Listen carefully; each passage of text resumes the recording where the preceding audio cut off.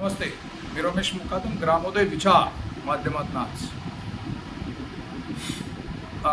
शासनाची 33,000 हेक्टर जमीन MMRDA कडे हस्तांतरित.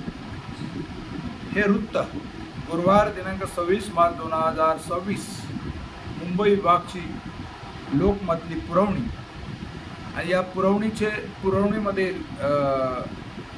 जी काही माहिती मला उपलब्ध झाली त्यानुसार येत्या वर्षभरात मुंबई महानगर प्रदेश विकास प्राधिकरणाच्या माध्यमातून करण्यात येणाऱ्या पायाभूत सुविधाचा आर्थिक भार हा शासकीय जमिनीच्या आर्थिक व्यवहारावर अवलंबून राहणार आहे. शासनाने नुकतेच 33,000 हेक्टर जमिनीचे MMRDA कडे हस्तांतर करण्यात आल्याचे सांगण्यात आलेले आहे.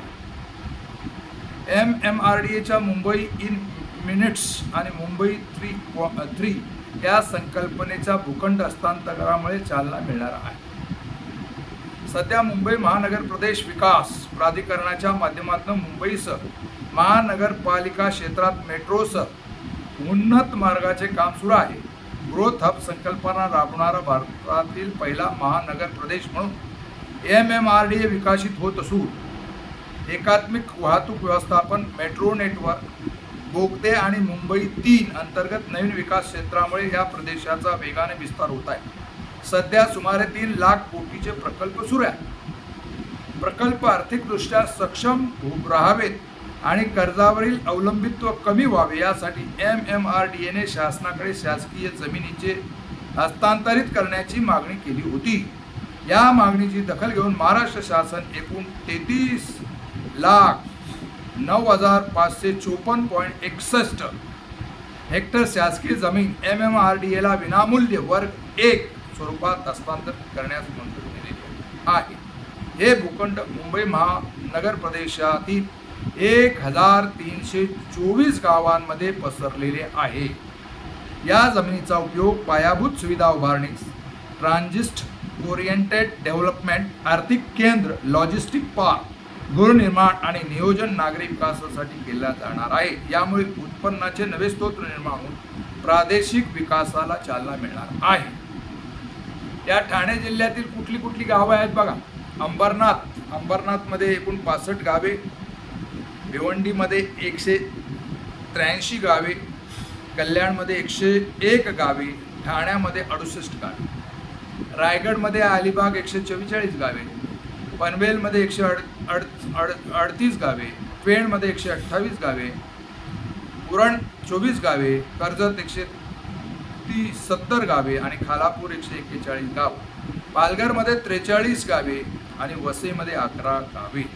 असा 33,000 हेक्टर जमीन ही शासनाने MMRDA कडे वर्गित केलेली आहे. आणि हे करत असताना MMRDAचा फायदा व्हावा, नवीन येणारी लोक त्यांचा विकास व्हावा, श्रीमंतांना अधिक श्रीमंत व्हावं, श्रीमंतांना चांगल्या दर्जाच्या सुविधा उपलब्ध व्हाव्या, हाच या मागचा उद्देश दिसतो. मग ही जी एवढी गावं आहेत, विविध गावं जी MMRDA रिजनमध्ये आणि त्यांच्या जमिनी शासनानं MMRDA कडे हस्तांतर केल्या, तर शासनाने गावाचा विकास करणं गरजेचं होतं. गावामध्ये गावाची मोजणी, त्यांचे सीमांकन, त्या गावामध्ये 400 वर्षापूर्वी नवे 2,500 वर्षापूर्वी राहणारे तिथील जे मूळ भूमिपुत्र आहेत, मग आगरी आहेत, कोळी आहेत, कुणबी आहेत, आदिवासी आहेत, दलित समाजाचे आहेत आणि इतर समाजाचे पण थोडेफार आहेत.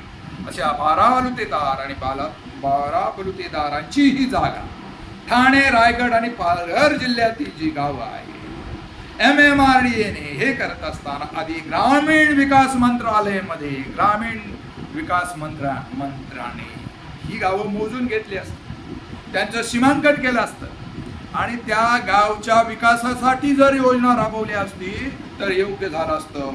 परंतु तिथल्या भूमिपुत्रांना, मूळ मालकांना, मूळ जमीनदारांना, मूळ लोकांना विस्थापित करून त्यांच्यावर बाहेरील लोंढा आणायचा, विकासाच्या नावाखाली ग्रामीण भागातील जनता बहाल करायची, त्यांच्या आरोग्याच्या सुविधा नष्ट करायच्या, त्यांच्या राहण्याच्या जाण्याच्या व्यवस्था बंद करायची आणि मग शासनाचे अधिकारी IAS ऑफिसर मंत्रालयामध्ये बसून करतात का? हे शासकीय अधिकाऱ्याने या गोष्टीची कल्पना नाही का? महाराष्ट्राच्या मुख्यमंत्र्यांना ही गोष्ट माहिती नाही का? महाराष्ट्राच्या सरकारमध्ये जे काही चाललेलं आहे, येथील गावांना विस्थापित करायचे, येथील गावकऱ्यांच्या जागा घ्यायच्या आणि बिल्डरांच्या फायद्याचे धोरण राबवायचे, त्यांना मालामाल करायचं आणि मग या भूमिपुत्रांना काय करायचं? भूमिपुत्रांचा विचार होणं गरजेचं आहे. पण आमदार असो, खासदार असो, जे भूमी निवडून गेले आहेत यांनी मंत्रालयामध्ये म्हणा किंवा विधानसभेमध्ये या गोष्टी मांडणं, विधानसभेमध्ये तौलिकदृष्ट्या चर्चा होणं आणि मग गावकऱ्यांचा पण विकास झाला पाहिजे, त्यांना पण मूलभूत सुविधा मिळाल्या पाहिजे असं विचार न करता फक्त नवीन येणाऱ्या लोकांचाच विकासाच्या दृष्टीकोन या ठिकाणी बघितलेला आहे आणि ग्रामीण भागातील या गावकऱ्यांवर अन्याय केलेला आहे. आणि म्हणून शासनानं या दृष्टीने आता गंभीर विचार करणं गरजेचं आहे. तुम्ही MMRD का लादली, पण MMRD लादताना जी मूळ गाव आहे ती गावठाणं मोजून त्यांच्या सीमांकन करून गावठाणाच्या विकासाचा तिथल्या स्थानिक भूमिपुत्रांनी दिलेला योजना मंजूर करणं गरजेचं असताना, तिथल्या लोकांचा विकास करायला निधी देण्याची गरज असताना या ठिकाणी नवीन मुंबई सारखे, तिसरी मुंबई, चौथी मुंबई, वेगवेगळ्या कॉरिडॉरसाठी या जागा दिल्या जातात आणि येथील भूमिपुत्र आगरी कोळी कोणती बहुजनांना विस्थापित केलं जातं. कवडीच्या किमतीनं जागा घेतल्या जातात आणि मूळ भूमिपुत्रांना या ठिकाणी एक त्यांना नागरी सुविधा दिली जात नाही. मग हे नागरिक आहे, मग यांना पण सुविधा दिल्या पाहिजे. पण शासन या गोष्टीचा विचार करत नाही. शहरी विकास मंत्री, नगर विकास मंत्री या संदर्भात विचार करतात, मग ग्रामीण विकास मंत्र्यांनी या गावाचा विचार केला का? हा गंभीर प्रश्न आहे. शासनाने या जमीन हस्तांतर करताना ग्रामीण भागाचा विचार करणं तेवढेच गरजेचं होतं आणि या ग्रामीण भागातील नव्हे, या ठिकाणून निवडून गेलेले जे आमदार आहे या आमदारांनी